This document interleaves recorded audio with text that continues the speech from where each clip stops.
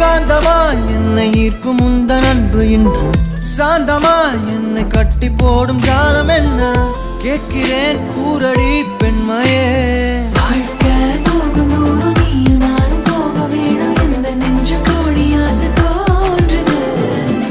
எந்த பாதி